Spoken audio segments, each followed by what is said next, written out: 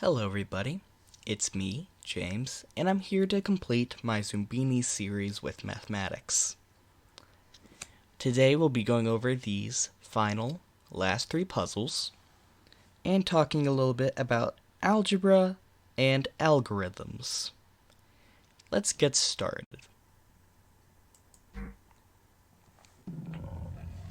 So what do you have to do for this puzzle? Well, you have to sort out the Zoombinis from a random set of Zoombinis to a specific order. And you have to do that based on two factors. In this case, it's nose color and hair type. The Zoombinis will be ordered up first in major sets of nose color, and then each nose color set will be divided up by hair types. So, all the green nose Zoombinis will go first. Let's see. Green nose Zoombinis. Well, there's only the one. Now, we have to sort red nose Zoombinis. This one has a red nose and shaggy hair, so we know would go first. Instead of this one, which would have a red nose and a flat top, which has to come later. See, all the other red nose Zoombinis have flat tops, so it doesn't matter which order we place them in. What color nose comes next? Let's try blue. Oop. I guess blue doesn't come next. Let's try pink instead. Oop. We'll try yellow. There we go.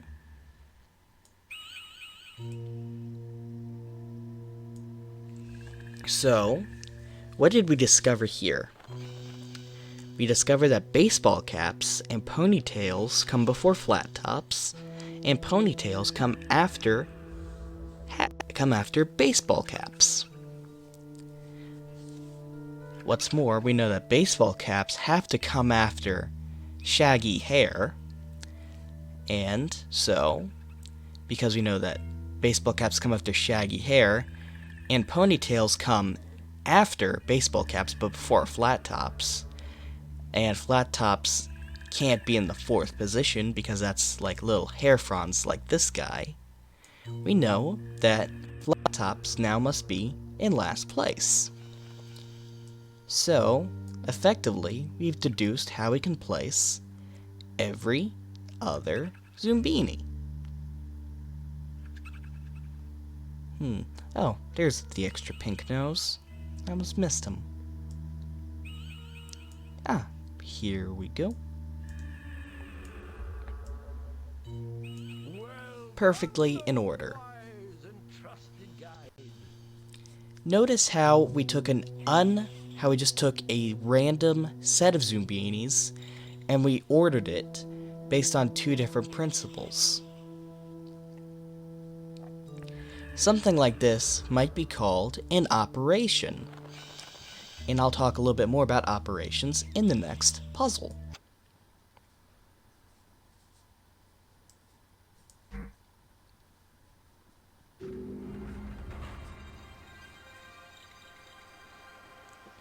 So what's happening in this puzzle?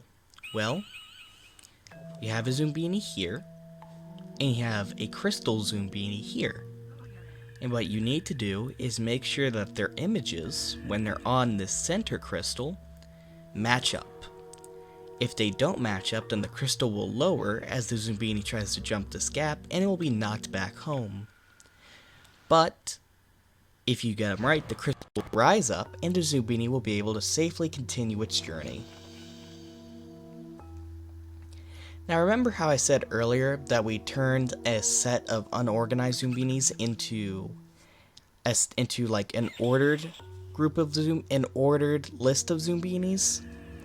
I call that an operation because essentially what you're doing is you're manipulating items of a set into something else. And there's lots of different operations. Addition is an operation on numbers, 1 plus 2 is 3. We call that a binary operation because it takes two elements of a set, in this case, numbers, the set of numbers, and turns that and puts and assigns to them another member of the set. And operations are at the core of lots of mathematics. One example is algebra, especially abstract algebra. Now, I'm not the most familiar with abstract algebra, so I can't really give you a great example, so I really can't go into it super in depth. But one thing I like to think about is the concept of groups. What's a group? A group is a set with an operation on it. A group is a set and an operation. They're associated together. And what happens is, when you take that binary operation, you can add any two elements of a set together. We can call it like adding, if you put them together with the operation, and it will always make another element of a set, of the same set. We call that closed under addition. You could think of it like how the counting numbers, when you add them together, always equal another counting number. That would be an example of something being closed under addition. Now there's other rules applying to groups that don't really apply here, but that's something I think is interesting. And the concept of operations comes up pretty commonly across all sorts of mathematical principles. Differentiation is an operation. Matrix multiplication is an operation. Pretty much anything you can do to an object or between two objects is an operation. And there's different kinds of operations. Some are like commutative, which means you can switch them back and forth, and some aren't. But how does that apply to this puzzle? Well, oops. We start out with these two Zoombinis, right? And what these crystals do is they change the Zoombinis. There we go. They change the Zoombinis' reflection in the crystals, so that they eventually match each other. Oops.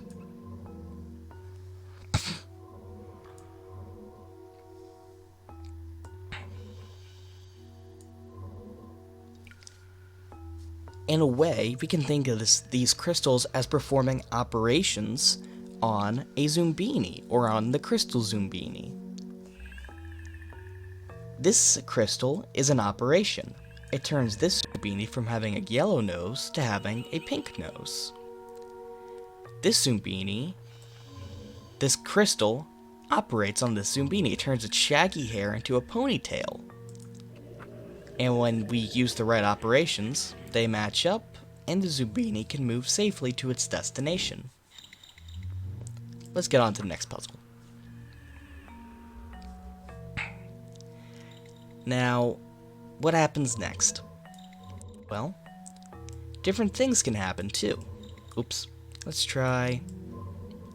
Here's something that's fun to show. Okay, so right now the reflection has a ponytail, right? What happens if we put this here? After we give this Zoombini a ponytail, the next crystal would give it little hair fronds.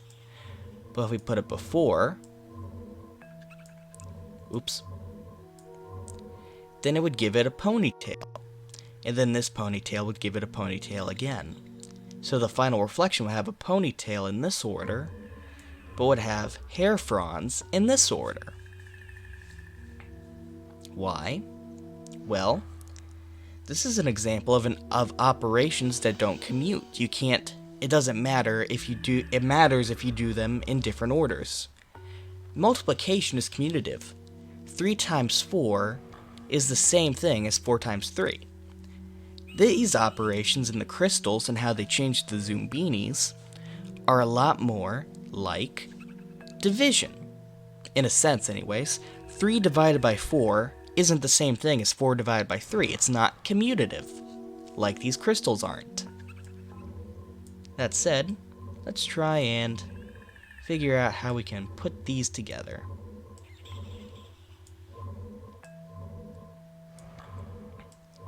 Here we go. Now, both Zoombinis will have eyelash eyes, shaggy hair, wheel feet, and green noses. And they match, and they travel.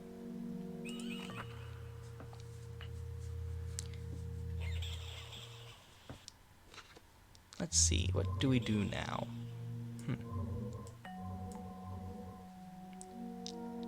Well, this wouldn't work because there's no way that this Zoombini over here can have hair fronds. So that one we know won't do us any good. Let's see, green nose, fine. Dot eyes.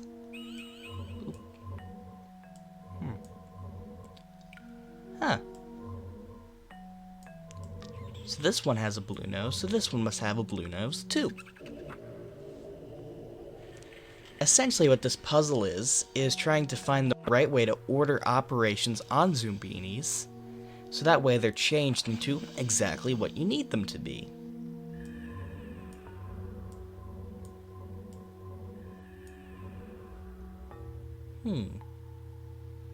Perfection.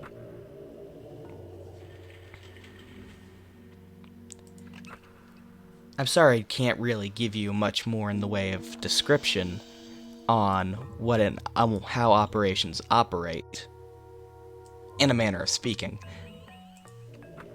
But abstract algebra is a course I haven't really taken yet, so this is just the bare basics of what I understand.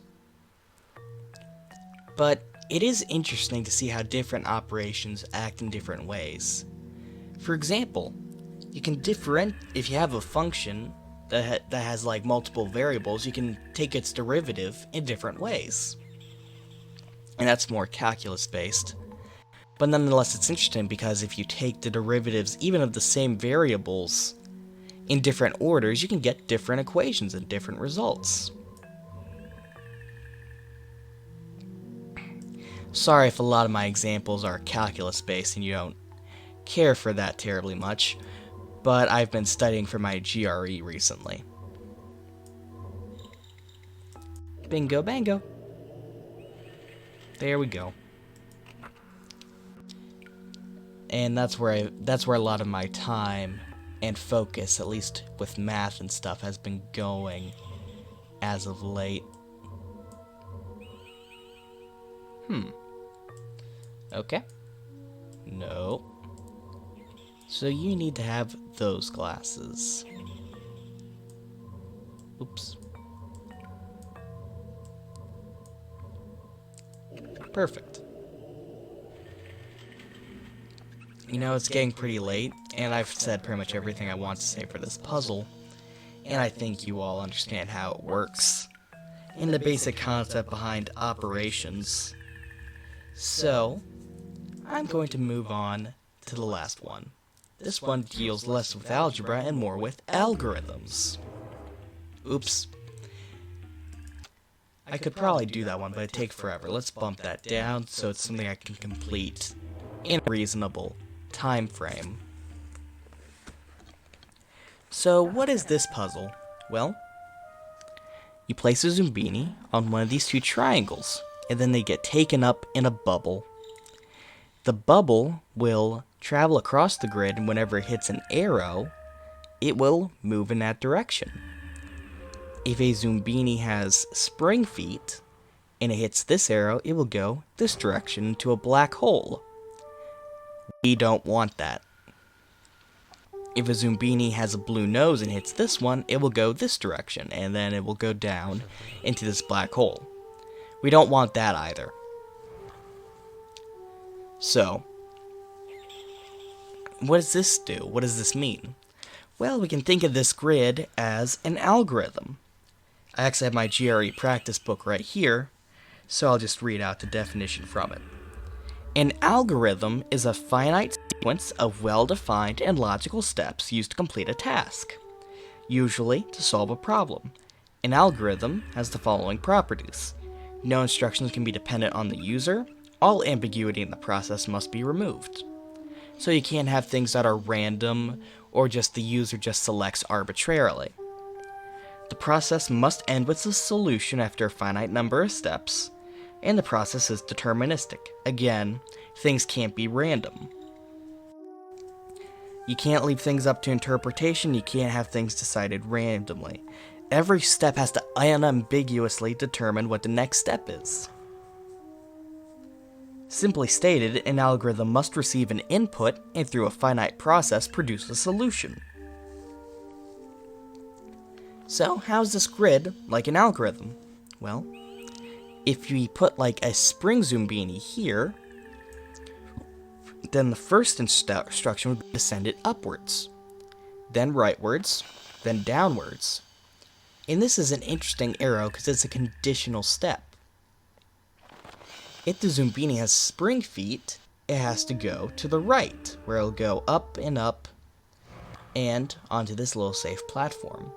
If it doesn't have spring feet, it will go into the black hole and fall into the cavern. Every arrow is like an instruction in an algorithm. The process will eventually end after a finite number of steps. Either Zoombini will make it to the other side, or it will fall into a black hole. And there's no randomness. Every step is unambiguous. So, what are some other examples of algorithms? Well, every computer program, well, not every computer program. Well, actually, yes, I guess you could say every computer program is basically an algorithm. Because a computer program is a very strongly and logically defined, non-ambiguous set of instructions for a computer to execute. One example would be like, let's say you wanted to use a calculator and you wanted to figure out what the x power of 2 is. You could write an algorithm for it. You could say, okay, for x amount of times, multiply a number by 2. First we start off with 1, and then let's say you want to find the first power of 2. Well, you'd multiply 1 by 2, and you get 2. Okay. Now, if you want to do that more times, you could repeat that step until you get the result you wanted, and you could define that very logically and unambiguously in a computer program. Algorithms are used in basically every digital appliance you have. That's not a joke, just like algorithms define so much of the world we live in today. There's algorithms for how passwords are made and checked and how they fail. How they're verified, and sometimes how cracks can occur and how people can hack into things. The programs people use for that are algorithms too. It's fun. I'm having trouble expressing myself because algorithms truly are everywhere. Let's see this one real quick. Okay, so none of these are spring feet, so we shouldn't send them this way anymore, because what does the algorithm do? Kicks them up here, kicks them to the right, and kicks them into a black hole. We don't want that. So we have to kick them this way. Goes up. Doesn't go to the left because we don't have spring feet anymore. Now, this is an interesting part of the algorithm, because the arrow changes direction every time we do it.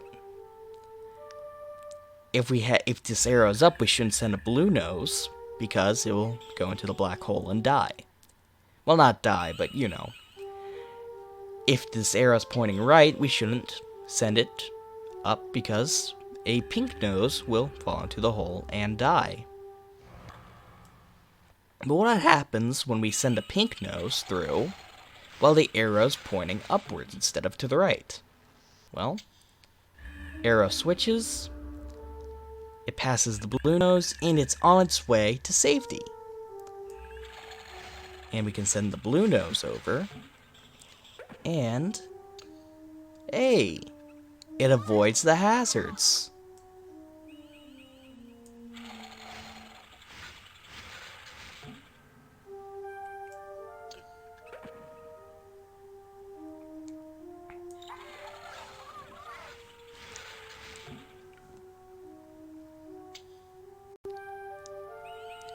I remember an exercise in first grade, still somehow, that basically taught like the basics of algorithmic thinking. We were told to make a recipe for a PB&J sandwich in order to understand how computers work. And my teacher pointed out to me that because I didn't instruct a computer to put the two slices of bread on each other, it wouldn't make them into a sandwich. You just have a piece of bread with peanut butter and a piece of bread with jelly on it. And that just demonstrates an interesting way that you can think about how so many things are algorithms. Recipes are algorithms for reaching a certain desired goal, like brownies or a PB&J sandwich.